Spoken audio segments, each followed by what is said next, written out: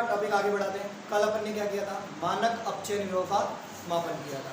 अब अगला टॉपिक है अपना कौन सा, विद्युत रासायनिक श्रेणी। तो पहले ये सुना विद्युत रासायनिक श्रेणी क्या होता है। देखो हमारे पास बहुत सारे इलेक्ट्रोड होते हैं, हम इलेक्ट्रोडों को क्या करते हैं SHE के साथ जोड़ते हैं और सेल बनाते हैं, और सेल बनाकर सबका अपन ने क्या कर लिया, मानक अपचयन विभव ज्ञात कर लिया। और जब मानक अपचयन विभव के बढ़ते क्रम में जमा देंगे तो उसको अपन क्या बोलते हैं, विद्युत रासायनिक श्रेणी। तो परिभाषा क्या हो जाएगी कि विभिन्न इलेक्ट्रोडों को उनके अपचयन विभव के बढ़ते क्रम में या घटते क्रम में व्यवस्थित करने पर जो श्रेणी प्राप्त होती है उसे विद्युत रासायनिक श्रेणी कहा जाता है। क्लियर है बात। अब हमने SHE के सापेक्ष देखे और सबके क्या कर लिए, इलेक्ट्रोड अपचयन विभव मान ज्ञात कर लिए और यहाँ पर लिख दिया। तो देखो ये कैसे लिखते हैं, सबसे पहले देखो यहाँ पर कौन आएगा अभी, देखो लिथियम,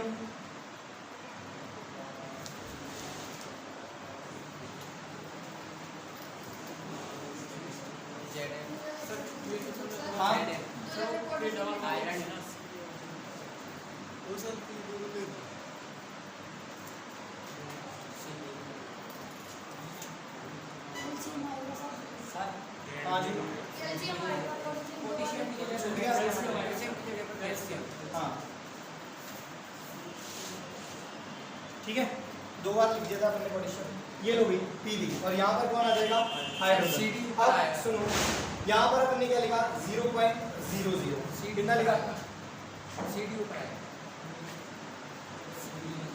हाँ यहाँ पे आएगा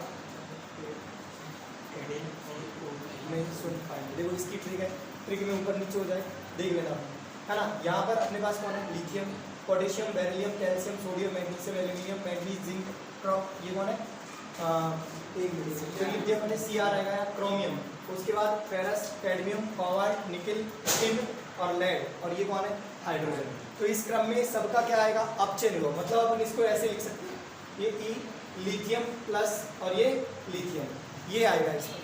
तो यहाँ से लेकर यहाँ तक अपन ने किसमें जमाया है, अपचयन विभव के घटते क्रम में, किसमें, एक मिनट, अपचयन विभव के बढ़ते क्रम में, ऑक्सीकरण विभव के घटते क्रम में। अब इसके नीचे भी आता है, कौन आता है, कॉपर आता है। कॉपर के बाद अपन अगर धातुओं की बात करें तो कौन आएगा, Ag आएगा। उसके बाद कौन आएगा, वैसे देखिए तो यहाँ पर कौन आएगा, वैसे मरकरी आता है। कौन आता है, मरकरी। उसके बाद आता है Ag, उसके बाद Au और उसके बाद प्लेटिनम आता है। ये तो धातुओं की बात होगी, ठीक है। अधातुओं में भी आते हैं, अपन केवल अभी कौन सा देख रहे हैं, धातुओं वाला। तो यहाँ से ये अपचयन विभव के बढ़ते क्रम में जमा दिया। अब इसमें ये देखना कि इसके लक्षण क्या है और ये काम क्या आता है। क्लियर है बात। देखो ऊपर से नीचे जाने पर अपचयन विभव घट रहा है और ऑक्सीकरण विभव का मान क्या होता है, बढ़ता है। क्लियर है बात। तो हमने कहा ऊपर से नीचे जाने पर ये देखो अपचयन विभव का मतलब है इसका अपचयन क्या होगा, कम, और नीचे जाने पर अपचयित होने की प्रवृत्ति क्या होगी, बढ़ेगी। तो ये तो प्रबलतम अपचायक होगा। क्या होगा, ये प्रबलतम अपचायक, क्योंकि इसकी ऑक्सीकृत होने की क्षमता ज्यादा है। और इधर नीचे जाने पर अपचायक क्षमता क्या होगी, कम। अपचायक क्षमता क्या होगी, अपचायक क्षमता या सामर्थ्य कम होगी नीचे जाने पर। ये इस पर भी लागू होता है यहाँ तक, ठीक है बात। नीचे जाने पर अपचायक क्षमता तो क्या हो रही है, कम। और दूसरी बात करें, ऑक्सीकृत होने की प्रवृत्ति क्या हो रही है, बढ़ रही है। ऑक्सीकृत होने की प्रवृत्ति क्या होगी, बढ़ रही है, ठीक है। ऑक्सीकृत क्षमता क्या होगी, ज्यादा, ठीक है। अपचयन होने की क्षमता में कमी, ऑक्सीकृत होने की क्षमता में वृद्धि। अपचायक क्षमता में क्या होगी, कमी, और ऑक्सीकारक क्षमता में क्या होगी, वृद्धि। क्लियर है बात, ऊपर से नीचे जाने का। अब अगली बात अपन ये करते हैं कि देखो यहाँ पर इनका मान होता है नेगेटिव में, तो नेगेटिव मान में धीरे धीरे क्या आएगी, कमी, और हाइड्रोजन तक आकर क्या हो जाएगा, 0। कितना हो जाएगा, 0। और इसके बाद वालों का जो मान आएगा इलेक्ट्रॉन विभव का, अपचयन विभव का, वो कैसा आएगा, पॉजिटिव, और इधर कैसा आएगा, नेगेटिव। तो नेगेटिव मान में कमी आ रही है और पॉजिटिव मान में क्या हो रही है, वृद्धि आ रही है। क्लियर है बात। अब इधर धातु है, तो धातुओं की क्रियाशीलता, धातु क्या करती है, इलेक्ट्रॉन त्यागती है, और इलेक्ट्रॉन त्यागी मतलब ऑक्सीकृत होंगी, और हम कह रहे हैं ऑक्सीकृत होने की क्षमता क्या हो रही है, कम। तो नीचे जाने पर धातुओं की क्रियाशीलता में क्या आएगी, कमी। लेकिन अधातुओं की प्रवृत्ति होती है इलेक्ट्रॉन ग्रहण करने की, तो नीचे जाने पर अधातुओं की क्रियाशीलता में क्या होगी, वृद्धि होगी। क्लियर है बात इतनी। अब इसके बाद अपन ये बोलते हैं कि भाई इनमें से अगर सेल बना दे 2 इलेक्ट्रोडों को जोड़कर, तो एनोड कौन बनेगा और कैथोड कौन बनेगा। तो हम ये कहते हैं कि जो ऊपर आता है, मतलब जिसका अपचयन विभव का मान ऋणात्मक ज्यादा होता है, यानी नेगेटिव मान ज्यादा होता है, वो तो कौन बनेगा, एनोड। कौन बनेगा भाई, जिसका मान नेगेटिव में ज़्यादा रहे, और जिसका मान नेगेटिव में कम रहता है, नेगेटिव में क्या रहता है, कम, वो क्या बनेगा, कैथोड। और सिंपल वे में देखिए तो जो ऊपर आ रहा है वो तो कौन बनेगा, एनोड, और जो नीचे आएगा वो क्या बनेगा, कैथोड बनेगा। क्लियर है बात। और इसी से एक और पॉइंट है कि देखो जिसका ऋणात्मक विभव ज़्यादा, मतलब अपचयन विभव ज़्यादा है, ज़्यादा नेगेटिव है, वो कम नेगेटिव वाले अपचयन विभव वाले तत्व को क्या कर देगा, उसके विलयन में से प्रतिस्थापित। जैसे मान लो मेरे पास कॉपर सल्फेट है और मैं यहाँ पर ले लेता हूँ कौन, जिंक, तो जिंक का अपचयन विभव क्या है, ज़्यादा, कॉपर का क्या है, कम, तो जिंक का उल्टा बोल गया मैं, जिंक का अपचयन विभव क्या है, कम, कॉपर का क्या है, ज़्यादा, तो जिंक कॉपर को क्या कर देगा, प्रतिस्थापित। मतलब जिंक का नेगेटिव मान ज़्यादा है और कॉपर का पॉजिटिव में मान है, तो नेगेटिव वाला पॉजिटिव वाले को क्या कर देगा, प्रतिस्थापित। यानी अधिक सक्रिय तत्व कम सक्रिय तत्व को उसके विलयन में से क्या कर देता है, प्रतिस्थापित कर देता है। क्लियर है बात की नहीं। अब अगर उल्टा कर दो इसको, यहाँ ZnSO4 ले लो और इधर कौन ले लो, कॉपर, तो फिर ये रिएक्शन संपन्न नहीं होगी, मतलब ये इसको प्रतिस्थापित नहीं कर सकता। अब ऐसे कई क्वेश्चन बनते हैं कि क्या होगा अगर हम इस विलयन को इसके पात्र में रख दें। जैसे अगर मान लो ये बोल दें कि कॉपर सल्फेट के विलयन को जिंक के पात्र में रख सकते हैं अथवा नहीं, तो अगर रिएक्शन होगी तो नहीं रख सकते, और रिएक्शन नहीं होती है तो रख सकते हैं। जैसे अपन ने कहा था ना कि AgNO3 का विलयन है और इसको अगर मान लो किसके पात्र में रख दें, कॉपर के में, तो रख सकते हैं, नहीं रख सकते, नहीं रख सकते। क्यों नहीं रख सकते, क्योंकि देखो Ag का जो अपचयन विभव है वो क्या है, ज़्यादा, कॉपर का क्या है, कम, तो कॉपर इसको प्रतिस्थापित कर सकता है उसके विलयन में से, तो ये Ag को प्रतिस्थापित करके क्या बना लेगा, कॉपर नाइट्रेट बना लेगा, और कॉपर नाइट्रेट बना लेगा तो हम ये कहेंगे कि इसको हम Ag के मतलब कॉपर के पात्र में नहीं रख सकते, किसको, सिल्वर नाइट्रेट को। क्लियर है बात यहाँ तक। इसके बाद ये विद्युत रासायनिक श्रेणी और इसके कुछ उपयोग की क्या काम आती है या इसके लक्षण बोल दो आप। क्लियर है बात है, बात याद है। इससे हम बहुत सारे सवाल करेंगे। एक तो ये कि एनोड कौन बनता है, कैथोड कौन बनता है, दूसरा ये कौन सी धातु किसको प्रतिस्थापित कर सकती है, और तीसरी बात ये कि अगर हम इनकी अम्लों से क्रिया करवाएं, किससे करवाएं, तो केवल वे धातु जिनका मानक अपचयन विभव ऋणात्मक होता है, कैसा होता है, ऋणात्मक, वही अम्लों से क्रिया करके क्या करती है, हाइड्रोजन गैस मुक्त करती है। जैसे ऊपर वाला ले लो आप, Zn ले लो, तो यहाँ पर क्या बन जाएगा, ZnCl2 प्लस हाइड्रोजन गैस। लेकिन अगर अपन बात करें Ag, कॉपर, मरकरी, सोना, प्लेटिनम, ये तो ये अम्लों से क्रिया करके हाइड्रोजन गैस मुक्त नहीं करेगी।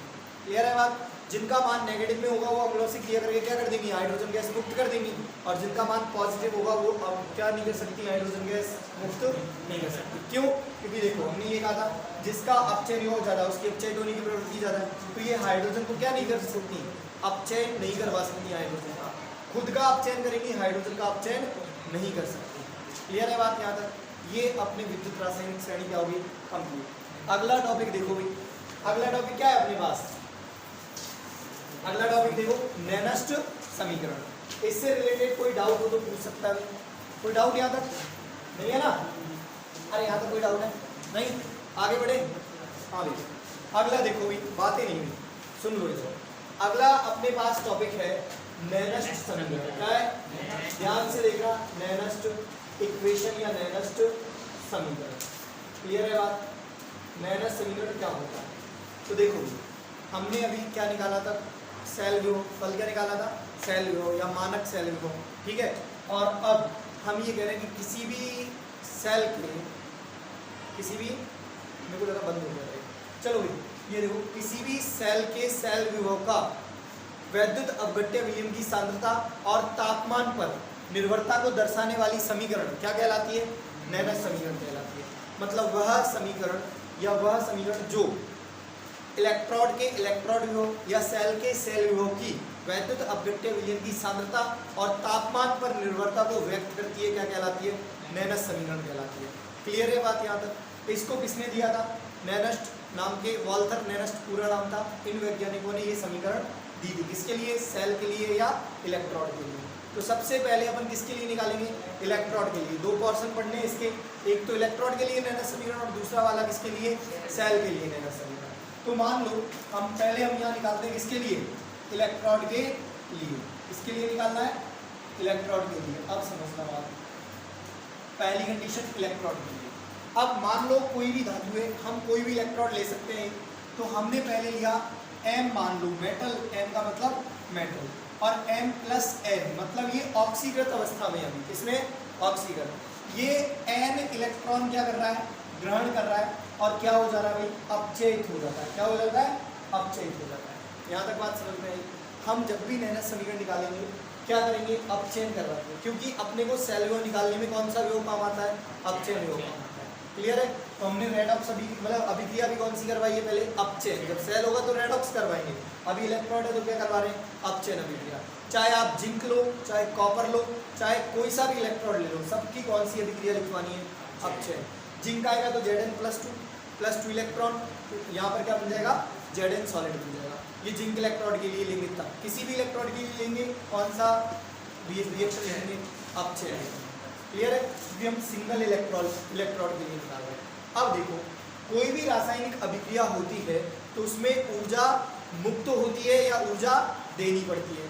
ठीक है, तो एक और वैज्ञानिक थे जोसिया विलाई गिब्स, जिन्होंने बोला था कि कोई भी रासायनिक परिवर्तन होता है या रासायनिक अभिक्रिया होती है तो ऊर्जा मुक्त होती है, और ऊर्जा मुक्त होती है उसे बोलते हैं अपन गिब्स मुक्त ऊर्जा। क्या बोलते हैं, गिब्स मुक्त ऊर्जा। तो इन्होंने बोला भाई गिब्स मुक्त ऊर्जा का मान क्या होता है, देखो यहाँ पर अपने पास है डेल्टा जी, मानक गिब्स मुक्त ऊर्जा डेल्टा जी नॉट बराबर क्या होता है, यहाँ पर क्या होगा भाई, एक मिनट, डेल्टा जी बराबर delta G not plus RT ln Q. ln का मतलब लॉग बेस ई, क्या है, लॉग बेस ई। तो डेल्टा जी बराबर मतलब गिब्स मुक्त ऊर्जा बराबर क्या होता है, ये मानक गिब्स मुक्त ऊर्जा है, R रिडबर्ग कांस्टेंट की टेम्परेचर और लॉग क्यू एक अवस्था फलन होता है, जहां हम लिख देंगे क्यू बराबर क्या होता है, उत्पाद की सांद्रता बटे क्रियाकारक की सांद्रता। ठीक है, उत्पाद की सांद्रता और बटे में क्या लिख देंगे, क्रियाकारक की सांद्रता। ये होता है क्यू का मतलब। क्लियर है बात। अब हम आगे एक और संबंध निकालेंगे, क्या कि जो डेल्टा जी होता है वो किसी भी अभिक्रिया में किए गए कार्य का ऋणात्मक मान होता है। मतलब इधर मैं साइड में करके बताता हूँ आपको, डेल्टा जी बराबर क्या होता है, माइनस डब्ल्यू। क्लियर है, और डब्ल्यू बराबर क्या होता है भाई, डब्ल्यू बराबर होता है आपके पास क्यू इंटू वी। क्या होता है, क्यू इंटू वी। क्यू मतलब आवेश, तो यहाँ पर आवेश क्या है, एन ई, मतलब एन तो क्या है इलेक्ट्रॉनों की संख्या, और एक इलेक्ट्रॉन पर आवेश होता है फैराडे नियतांक के बराबर, मतलब 96587 कूलम। तो ये Nf लिख दिया, और V का मतलब क्या है, सेल या इलेक्ट्रोड का विभव, तो अपन इलेक्ट्रोड का निकाल रहे हैं तो यहाँ लिख देंगे क्या, E। ये बराबर हो जाएगा किसके, W के।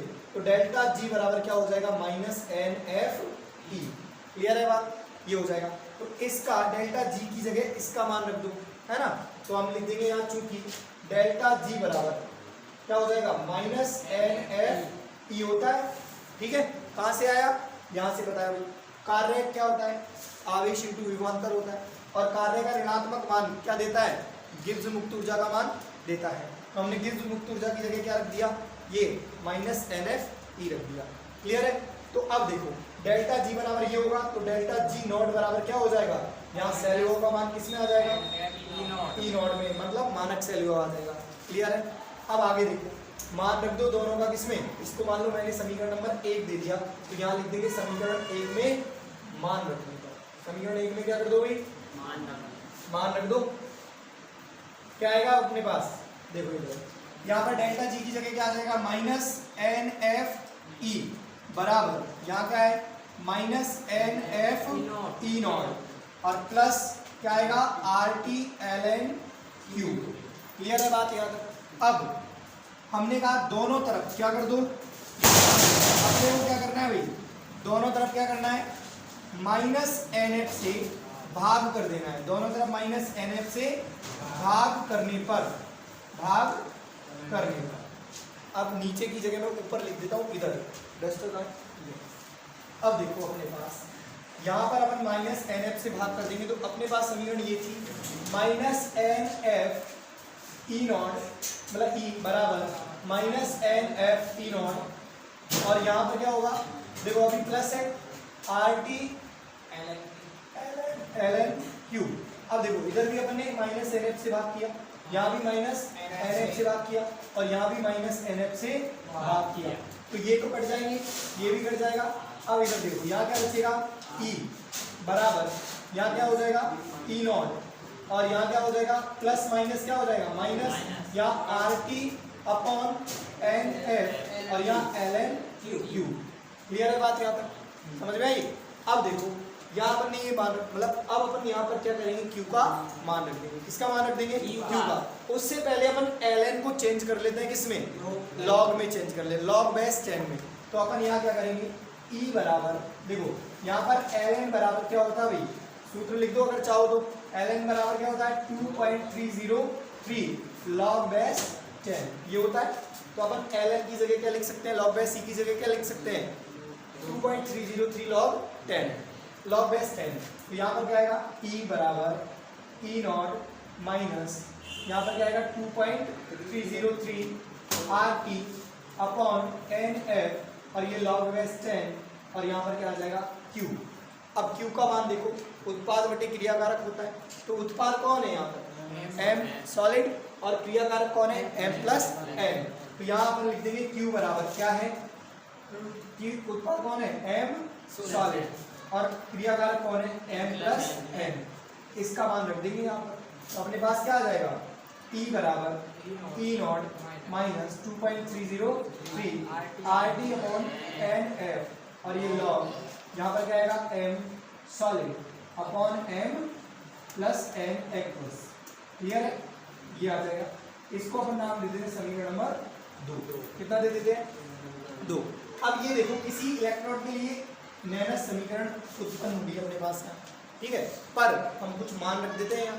क्या रख देते हैं मान। देखो कभी भी देखना अगर शुद्ध अवस्था में ठोस है या शुद्ध अवस्था में लिक्विड है तो दोनों की सांद्रता हमेशा कितनी होगी 1। तो M सॉलिड की सांद्रता तो कितनी हो जाएगी 1 हो जाएगी। फिर हम कहते हैं कि भाई R का मान रख दो या T का मान रख दो और F का मान रख दो। R का मान कितना रखना है अपने को, R बराबर 8.314 रखना है। T का मान कितना रखना है, T बराबर 298 केल्विन रखना है। उसके बाद F का मान कितना होता है 96500 रख दो या 487 रख दो कूलम। क्लियर है बात, ये मान रखो इसमें समीकरण 2 में। तो समीकरण 2 में मान रखने पर, समीकरण 2 में मान रखने पर क्या हो जाएगा अपने पास। देखो ये तो अपने डिटेल वाली समीकरण है, इनको शॉर्ट कर दो। सबका मान रखेंगे यहाँ R का T का N का F का। तो अपने पास कैलकुलेशन करके एक मान आएगा जिसका मान हो जाएगा E बराबर E नॉट माइनस 2. ये तो हो जाएगा ना डायरेक्ट लिख दो 0.0591 अपॉन क्या होगा N बचेगा, अकेला कौन बचेगा N, और यहाँ क्या हो जाएगा लॉग और 1 अपॉन M प्लस N की सांद्रता। अब देखो ये समीकरण नंबर 3। तो समीकरण नंबर 2 और समीकरण नंबर 3 दोनों ही किसी इलेक्ट्रोड के लिए नैनस समीकरण होती है। अब इसका उपयोग तो हम अगर व्युत्पन्न करवाएंगे तो वहां लिख देंगे, लेकिन अगर अपने को सवाल करना है तो अपने को कौन सी समीकरण लिखना है, ये वाला लिखना है। क्लियर है बात। अब देखो हम ये कहते हैं कि भाई इस समीकरण से अपने को ज्ञात हुआ कि अगर किसी इलेक्ट्रोड के जो वैद्युत अपघट्य विलयन है उसकी सांद्रता 1 से कम कर दो तो फिर शायद इलेक्ट्रोड का जो मान है, इलेक्ट्रोड का मान है वो भी क्या हो जाता है कम हो जाता है। और अगर इस वैद्युत अपघट्य विलयन की सांद्रता 1 से ज़्यादा कर दो तो फिर अपने पास इलेक्ट्रोड विभव का मान भी क्या हो जाता है ज़्यादा हो जाता है। और इसको अपन सवाल करके प्रूव कर सकते हैं। आप यहाँ पर सवाल करके यहाँ एक बार 0.1 रख देना, एक बार 10 रख के देख लेना, आपके पास क्या आ जाएगा इलेक्ट्रोड विभव का मान। तो हम ये कह सकते हैं कि अगर किसी वैद्युत अपघट्य विलयन की सांद्रता, इलेक्ट्रॉड के वैद्युत अपघट्य विलयन की सांद्रता 1 से कम कर दी जाए तो इलेक्ट्रोड विभव का मान भी क्या हो जाता है कम हो जाता है, और अगर 1 से ज़्यादा कर दी जाए तो इलेक्ट्रोड विभव का मान भी क्या हो जाता है ज़्यादा हो जाता है। क्लियर है बात यहाँ तक भाई। अब देखो अगला, यहाँ तक अपने पास दोनों क्या आ गई, क्या आ गया भाई इलेक्ट्रोड के लिए नैनस्ट समीकरण। कोई दिक्कत यहाँ तक नहीं है। अब आपसे पूछेगा कैसे कि भाई जिंक के लिए नैनस्ट समीकरण लिखो, कॉपर के लिए लिखो। अब 1 नंबर में आ जाए तो आप डायरेक्ट क्या अभिक्रिया लिखना रिडक्शन वाली, जैसे जिंक वाली लिख दो Zn प्लस 2 प्लस 2 इलेक्ट्रॉन और यहाँ क्या बन जाएगा Zn सॉलिड। ये लो, अब ये रिएक्शन लिखे, उत्पाद की जगह उत्पाद 1 लिख देंगे और क्रियाकारक की जगह यहाँ Zn प्लस 2 लिख देंगे और N की जगह कितना लिख देंगे 2, जिसमें आपके पास जिंक इलेक्ट्रोड के लिए हो गया। ऐसे ही Ag के लिए निकाल दो तो नीचे Ag प्लस और इलेक्ट्रॉन की जगह 1 बस, जिसमें Ag वाले के लिए, कॉपर के लिए, किसी के लिए भी आप निकाल सकते हो क्या इलेक्ट्रोड के लिए नैनस्ट समीकरण। डायरेक्ट यहाँ मान रखना है आपको, तो जो भी आयन वहाँ पे आए उसका मान यहाँ रखो, और n का मान मतलब इलेक्ट्रॉन जितने त्याग रहा है या ग्रहण कर रहा है उनकी संख्या लिख दो, आपके पास क्या आ जाएगी, नैनोस्ट समीकरण। अब ध्यान ये रखना है, ये E जो है ना वो क्या है, जैसे मान लो मैंने ये पूरा नहीं लिखा, यहाँ अगर लिखते अपन तो यहाँ क्या लिखते m प्लस n और ये m, ऐसे यहाँ लिखते m प्लस n और ये n, क्योंकि ये कौन सा है, अपचयन। कौन सा है ये, अपचयन। ये अपचयन हो, ये मानक अपचयन हो। उल्टा मत कर देना, प्लस वाले को बाद में नहीं लिखना, नहीं तो ऑक्सीजन योग हो जाएगा। अपने को यहाँ दोनों का क्या लेना है, अपचयन योग। समझ में आती है बात, समझे इतनी बात। अब देखो अगला टॉपिक अपना इसी का दूसरे नंबर वाला, सेल के लिए नैनोस्ट समीकरण। क्या होता है, सेल के लिए नैनोस्ट समीकरण। समझे बात, मिटा दूं इसको, हाँ कोई दिक्कत किसी को नहीं है ना। अब देखो समझ में आ गई बात यहाँ तक, ये लोग ही बिठा देता है, समझ गया, खत्म।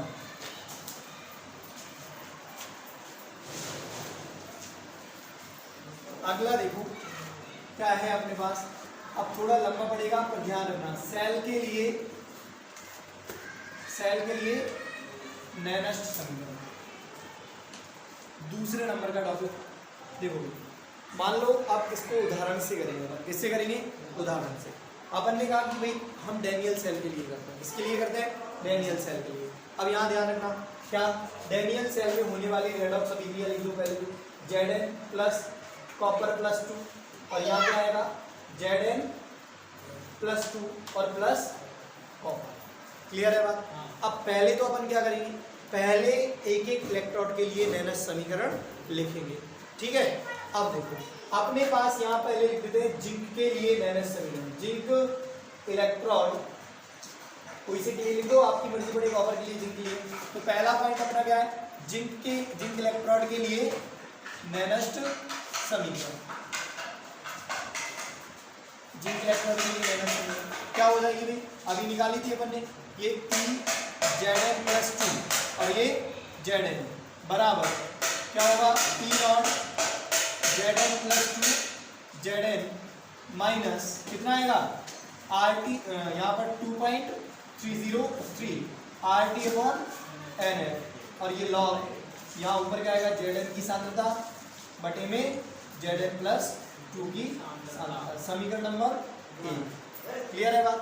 सेम एज इलेक्ट्रोड कॉपर के लिए लिख दो, कॉपर के लिए क्या आ जाएगा, ये देखो यहाँ लिखो पहले तो कॉपर इलेक्ट्रोड के लिए, किसके लिए, कॉपर इलेक्ट्रोड के लिए नैनोस्ट समीकरण क्या हो जाएगा, ये E कॉपर प्लस 2 कॉपर बराबर यहाँ क्या होगा, E0 copper plus 2 copper minus 2.303 RT upon NF, और यहाँ क्या हो जाएगा लॉग ये कॉपर की सांद्रता सॉलिड की, और यहाँ कॉपर प्लस 2 की सांद्रता, यही होगा। देखो एक बार क्या होगा, कॉपर के लिए दोनों के लिए अपचयन वाला लिखना है। क्या लिखना है, नहीं आप यहाँ देख के कह दो भाई यहाँ तो सॉलिड आ रहा है उत्पाद में और इधर ये आ रहा है, दोनों के लिए कौन सी वाली लिखनी है, अपचयन, क्योंकि सेल विभव निकालेंगे तब दोनों का कौन सा विभव काम आएगा, अपचयन विभव काम आएगा। तो देखो अपने पास ये तो हो गई क्या, दोनों के लिए नैनोस्ट समीकरण, अभी उसका उदाहरण भी हो गया। अब सेल विभव निकालेंगे तो अपने पास क्या होता है, सेल विभव बराबर कैथोड का मानक अपचयन विभव माइनस एनोड का मानक अपचयन विभव। तो अपने पास यहाँ E0 सेल बराबर क्या हो जाएगा, E सेल बराबर यहाँ पर क्या होगा, E cathode minus E anode, ये होता है। यहाँ पूरा लिखना चाहो तो पूरा लिख दो, कैथोड माइनस एनोड। क्लियर है बात। अब देखो सेल का मान निकालना है, सेल विभव का मान निकालना है, तो कैथोड माइनस एनोड करना है। इनमें कैथोड कौन है, कॉपर, और एनोड कौन है, जिंक। दोनों का अपचयन विभव लेना है, इसलिए यहाँ अपन ने दोनों का क्या लिखा, अपचयन विभव। ध्यान रखना ये बात, यहाँ उल्टा सुल्टा मत कर देना। अब देखो ई सेल बराबर, थोड़ी लंबी चौड़ी हो जाएगी, मैं इधर से लिखता हूँ, यहाँ से ई सेल बराबर क्या होता है, रख दो मान, यहाँ से ये भी लिख देना, यहाँ समीकरण 1 व 2 से, समीकरण 1 व 2 से मान रख दो यहाँ पर। तो ये क्या हो जाएगा, ई सेल बराबर, ई कैथोड वाली ये भी, तो ये लिखो पहले। यहाँ पर क्या है भाई, देखो ई सेल बराबर क्या होता है, यहाँ से लिखो ई कॉपर प्लस 2, ये कॉपर माइनस क्या हो जाएगा, ई Zn प्लस 2 Zn, ये तो हो गया ई सेल का मान। किसका हो गया, ई सेल का, बराबर में ये नॉट वाला लिखना है तो यहाँ क्या हो जाएगा, अब पहले पूरा ये लिख दो एक का, किसका, कॉपर वाले का। तो यहाँ क्या हो जाएगा, E naught copper plus 2 copper minus 2.303 RT upon NF, और ये लॉग कॉपर की कंसंट्रेशन अपॉन कॉपर प्लस 2 की कंसंट्रेशन। क्लियर है बात यहाँ तक। अब ये माइनस, अब पूरा ही माइनस होगा, क्या होगा, पूरा ही माइनस होगा। देखो पूरा माइनस कौन सा वाला, ये वाला जिंक वाला आ गया ये। तो यहाँ पर क्या है अपने पास, ई नॉट Zn प्लस 2 Zn, और यहाँ पर क्या आ जाएगा माइनस 2.303 RT अपॉन NF, और लॉग ये ऊपर किसकी, Zn सॉलिड की सांद्रता और नीचे Zn प्लस 2 की सांद्रता। क्लियर है बात। अब हम जैसे ही ब्रैकेट हटाएंगे, देखो यहाँ ध्यान से, जैसे ही अपन ने ब्रैकेट हटाया यहाँ पर क्या आएगा, माइनस हो जाएगा, ये क्या हो जाएगा, माइनस। तो ये वाला इधर प्लस में है और ये वाला माइनस, दोनों को पास पास ले जाओ, ठीक है। और ये वाला प्लस में हो जाएगा, ठीक है, ये पूरा किस में हो जाएगा, यहाँ तक प्लस में। तो रख देते हैं मान, देखो ई कॉपर प्लस 2, ये तो हो गया क्या अपने पास, ई सेल का मान क्या हो गया, क्योंकि इन दोनों का मान मिला के क्या बनता है, ई सेल, है ना। मानक वाला आएगा तो मानक बन जाएगा, और ये वाला आएगा तो ई सेल बन जाएगा, बराबर। यहाँ पर कौन है, E naught copper plus 2 copper minus उधर वाला, यहाँ से ले आओ उठा के, यहाँ क्या बन जाएगा, ई Zn प्लस 2 Zn, ये नॉट, ठीक है। अब दोनों का मान मिलकर क्या बन जाएगा, ई नॉट सेल बन जाएगा, क्या बन जाएगा, ई नॉट सेल।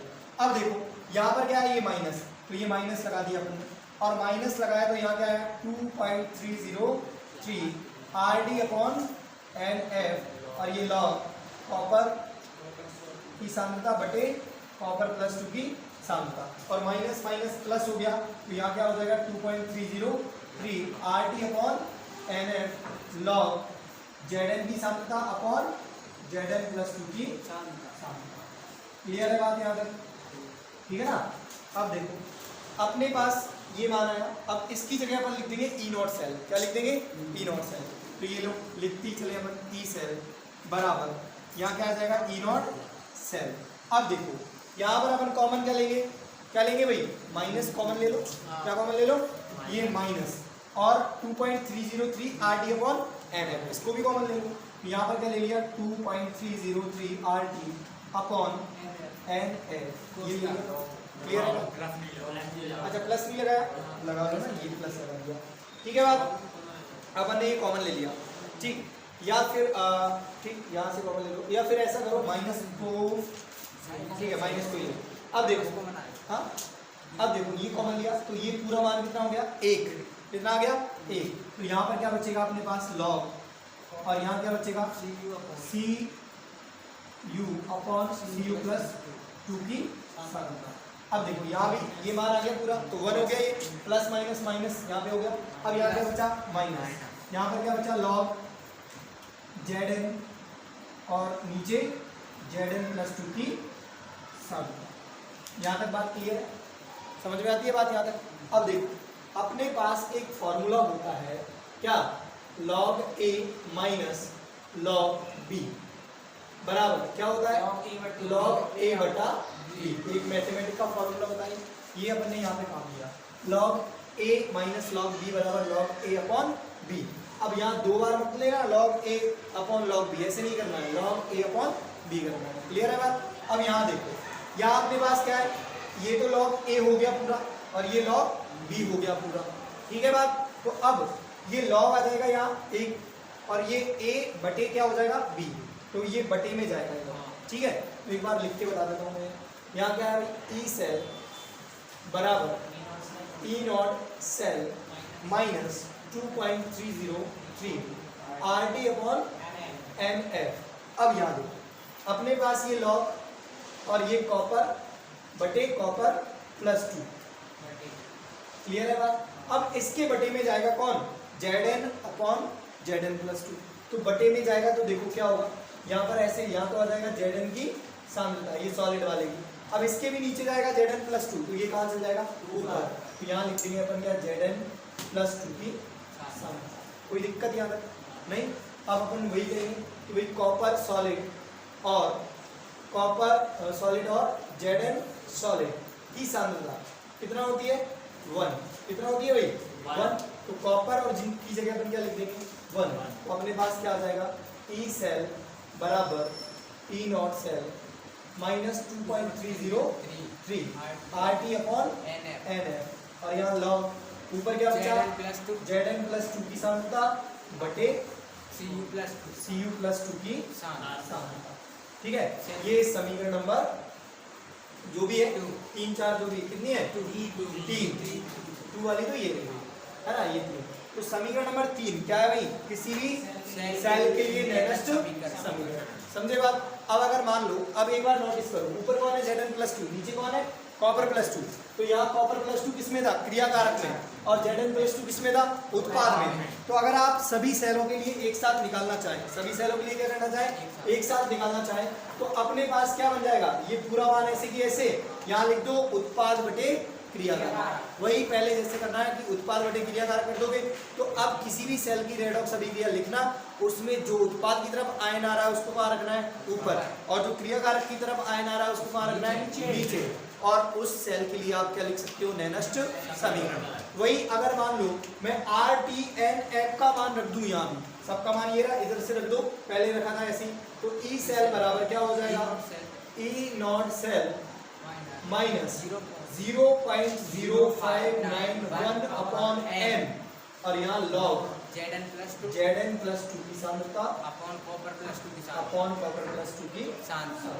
ये समीकरण नंबर 4। तो समीकरण नंबर 4 और समीकरण नंबर 3 दोनों किसी सेल के लिए क्या है नेगेस्ट समीकरण, जो किसी भी सांद्रता पर वैद्युत अपव्यय की किसी भी सांद्रता पर सेल के लिए क्या देती है सेल विभव का मान देती है। क्लियर है। वही वाली बात, हम अगर इधर सांद्रता घटाएंगे बढ़ाएंगे तो सेल विभव का मान भी घटेगा या बढ़ेगा। समझे इतनी बात, ठीक है, कोई दिक्कत नहीं है। इसके आगे अपन पढ़ेंगे किस क्या, इसके आगे पढ़ेंगे क्या, टाइम कितना हो फिक्स करो 2-7। चलो इसके बाद अपन मानक सेल विभव और साम्यावस्था स्थिरांक में संबंध देखेंगे। ऐसी मानक गिब्स मुक्त ऊर्जा और सेल विभव में संबंध देखेंगे, और मानक गिब्स मुक्त ऊर्जा और इसमें साम्यावस्था स्थिरांक में संबंध देखेंगे। यहाँ तक पढ़ने के बाद अपना एक पोर्शन कंप्लीट हो जाता है, किसका इस इलेक्ट्रोकेमिस्ट्री वाले चैप्टर। क्लियर है बात। इसका आधा पार्ट पढ़ेंगे अपन कौन सा इलेक्ट्रोलाइटिक सेल, उसके बारे में पूरी डिटेल से पढ़ेंगे। अभी अपना किसके लिए चल रहा था पूरा विद्युत रासायनिक सेल के लिए, इलेक्ट्रोकेमिकल सेल के लिए।